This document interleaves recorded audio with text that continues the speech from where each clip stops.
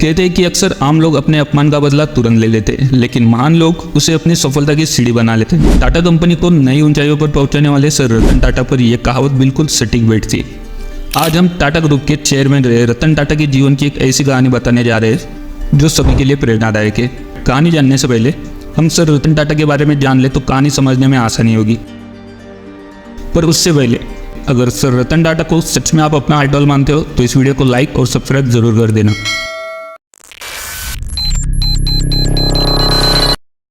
रतन टाटा की जिंदगी काफी उतार चढ़ाव से भरी रही है। उनका जन्म 28 दिसंबर 1937 को हुआ था।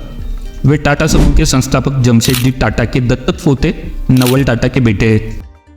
रतन टाटा ने IBM की नौकरी ठुकराकर टाटा ग्रुप के साथ उनके करियर की शुरुआत साल 1961 में एक कर्मचारी के तौर पर की थी, लेकिन साल 1991 आते आते वे टाटा ग्रुप के अध्यक्ष बन गए और 2012 में वो रिटायर हो गए।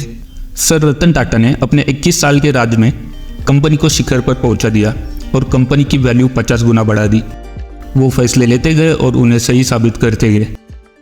ये बात है सन 1998 की, जब टाटा मोटर ने अपनी पहली पैसेंजर कार इंडिका बाजार में उतारी। दरअसल ये सर रतन टाटा का ड्रीम प्रोजेक्ट था और इसके लिए उन्होंने जी तोड़ मेहनत भी की थी, लेकिन इस कार को बाजार से उतना अच्छा रिस्पांस नहीं मिल पाया जितना कि उन्होंने सोचा था। इस वजह से टाटा मोटर्स घाटे में जाने लगी। कंपनी से जुड़े लोगों ने घाटे को देखते हुए रतन टाटा को इसे बेचने का सुझाव दिया और न चाहते हुए भी सर रतन टाटा को इस फैसले को स्वीकार करना पड़ा। इसके बाद वो अपनी कंपनी बेचने के लिए अमेरिका की कंपनी फोर्ड के पास गए।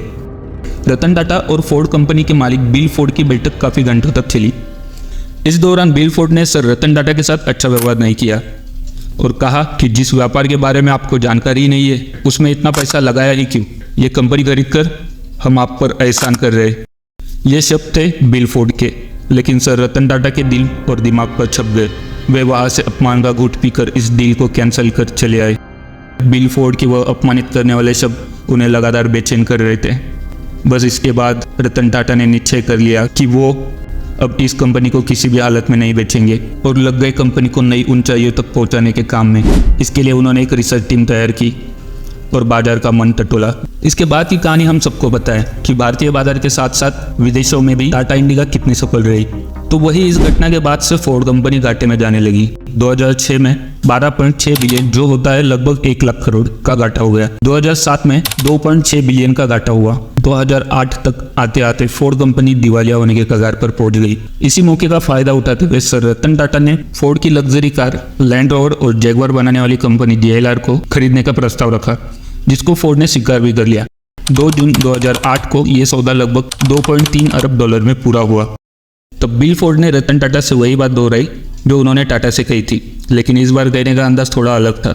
इस बार बिल फोर्ड के शब्द कुछ इस तरह थे: आप हमारी कंपनी खरीदकर हम पर बहुत बड़ा एहसान कर रहे हो। आज JLR टाटा ग्रुप का हिस्सा है और बाजार में बेहतर मुनाफे के साथ आगे बढ़ रहे हैं। सर रतन टाटा के जीवन का ये हिस्सा सच में हर किसी के लिए प्रेरणादायी है। रतन टाटा नाराज थे, उनका अपमान हुआ, पर वो थमे नहीं और कुछ ही सालों में सिचुएशन कंप्लीटली रिवर्स हो गई। हर सिचुएशन में 2 फैक्टर होते हैं, एक तो वो situation and the second our reaction to that situation.